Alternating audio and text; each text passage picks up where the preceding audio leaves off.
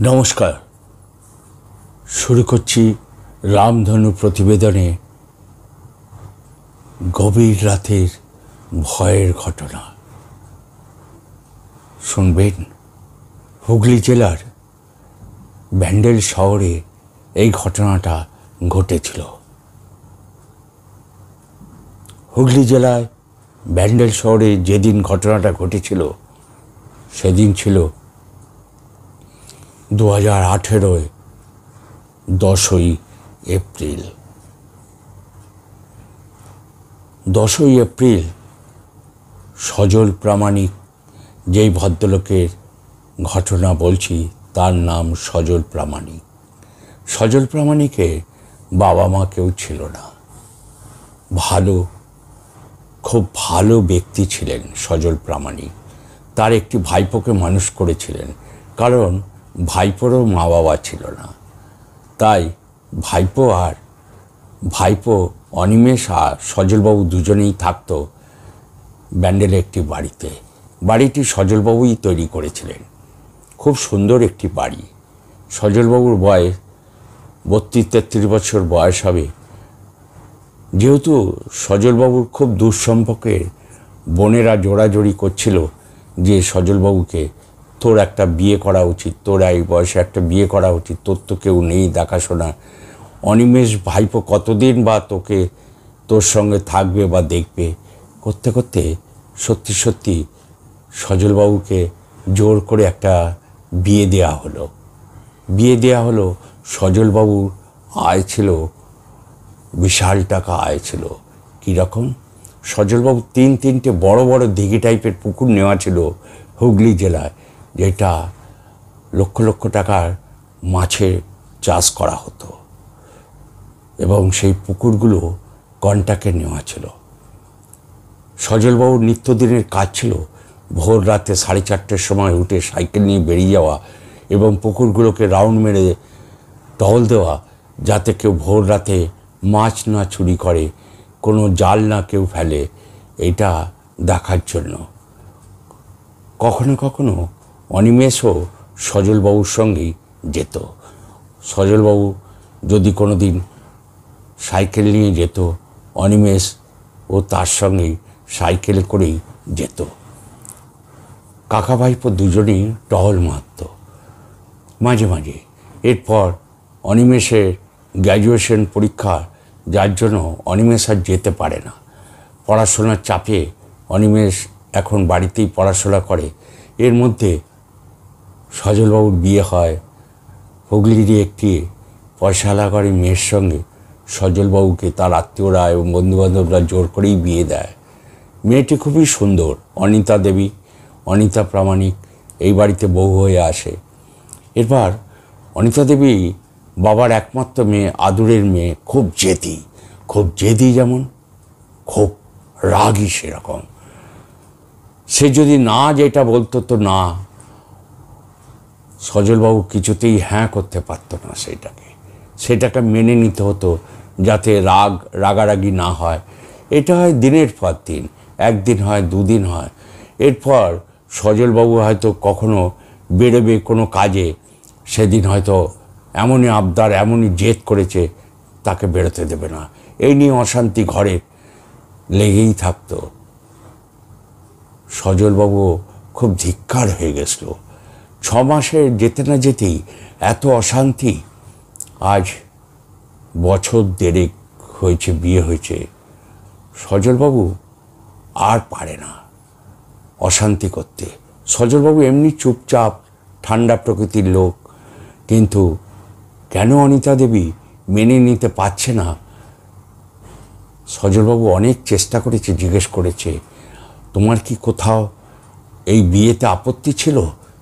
তাহলে বললে না কেন? তোমার বাবাকে, তোমার মাকে আমি তো জোর করে বিয়ে করিনি। তোমার বাবা মা আমাকে বিয়ে দিয়েছে তোমার সঙ্গে, আমার আত্মীয়দের বলতে পারতে। এবার কথাটা হলো, পরে জানতে পারল সজলবাবু এই মাছের ব্যবসা অনিতা দেবীর একদমই পছন্দ নয়, কারণ তার শরীরে সব সময় মাছের একটা আস্তানি গন্ধ লেগে থাকতো। সে আল্ট্রা মডার্ন মেয়ে, সে এসব পছন্দ করবেই বা কেন? কিন্তু অনিতা দেবী তো সব কিছু জেনেই এই বাড়িতে বউ হয়ে এসছে। আজকে আপত্তি? সজলবাবুর ব্যবসা তো আজকের নয়, এই ব্যবসাটা বহু পুরনো, 15-16 বছর ধরে এই ব্যবসা করে। আজ যে লক্ষ লক্ষ টাকার মালিক সজলবাবু, এই ব্যবসা থেকে যা অশান্তি দিন দিন বাড়তেই থাকে। একদিন সজলবাবু আর কিচ্ছু বলেনি কাউকে। রাত 2টোর সময় অনিমেষের পড়ার ঘরে পড়ছে। সজলবাবু তার বেডরুমে, আজকে অনিতা দেবী আর সজলবাবু আলাদা আলাদা শোয় কয়েক মাস ধরে। সেই দিনও সকাল থেকে খুব অশান্তি হয়েছে, তাই সজলবাবু পাশের ঘরে একটি পাখার সঙ্গে গলায় দড়ি দিয়ে ঝুলে পড়ে। সকালবেলায় অনিমেষ ঘুম থেকে উঠেছে একটু বেলা করে, আর কাজের বউ এসে কাজ করতে এসেছে। এসে ঘরে চা দিতে গিয়ে নক করে দেখে দরজা বন্ধ ভেতর থেকে। অনেক করে ধাক্কাচ্ছে, খুলছে না। অনিমেষ উঠেছে, অনিমেষকে ডেকেছে, অনিমেষও উঠে গেছে, দরজা ধাক্কাচ্ছে, দরজা খুলছে না। ওই দিক দিয়ে অনিতা দেবী এসছে, দরজা ধাক্কাচ্ছে, দরজা খুলছে না। লাস্টে দরজা ভেঙে দেখে সজলবাবু পাখায় হ্যাঙ্গিং হয়ে ঝুলছে, গলায় দড়ি দিয়ে ঝুলছে। পুলিশ আসে, বডিটা নিয়ে যায়, পোস্টমর্টম হয়। পোস্টমর্টমে উনি লিখে গেছেন, আমার মৃত্যুর জন্য আর কেউ দায়ী নয়, আমি নিজেই আমার স্বইচ্ছা আমি মৃত্যুবরণ করলাম। যথারীতি অনিমেষ তো জানতো প্রচণ্ড অত্যাচারে, প্রচণ্ড অশান্তির জন্য কাকা চলে গেল। আজ প্রতিটা মুহূর্তে, যতক্ষণ কাজ না হচ্ছে 13 দিনে, সে ঘরের মধ্যে প্রতি মুহূর্তে দেখতে পায় সজলকে, মানে কাকাকে দেখতে পায়। কাকা আর অনিমেষ বন্ধুর মতো মেলামেশা ছিল। 10 বছরের বড় তার কাকা। এখন অনিমেষের 23 বছর বয়স, কাকার বয়স 33 বছর। কাকা চলে যাওয়ার পর পুকুর পাড়ে 4:30টার সময় সাইকেল নিয়ে অনেকে দেখছে সজলবাবু পুকুরটার চারপাশে রাউন্ড মারছে। আবার কেউ কেউ দেখে অজ্ঞান হয়ে পড়ে গেছে। কেউ দেখছে মাছ পুকুরে নেবে সজলবাবু জাল টেনে টেনে তুলছে। অস্বাভাবিক দৃশ্য দেখে কেউ কেউ আবার পুকুর পাড়ে অজ্ঞান হয়ে পড়ে থাকে। আবার যে জানতে পারে না যে সজলবাবু নেই, মারা গেছে, সুইসাইড করেছে, তারা দিব্যি চলে এসে চায়ের দোকানে বসে যখন গল্প করে, আরে ভোর রাতে সজল সাইকেল নিয়ে, অত রাতে সাইকেল নিয়ে পুকুর পাড়ে টহল দিতে যায়। আশেপাশের লোকেরা যে বলছে তার মুখের দিকে তাকিয়ে তাকিয়ে বলছে, কিরে তুই সুস্থ আছিস তো? কি বলছিস তুই জানিস? বলছে, কেন?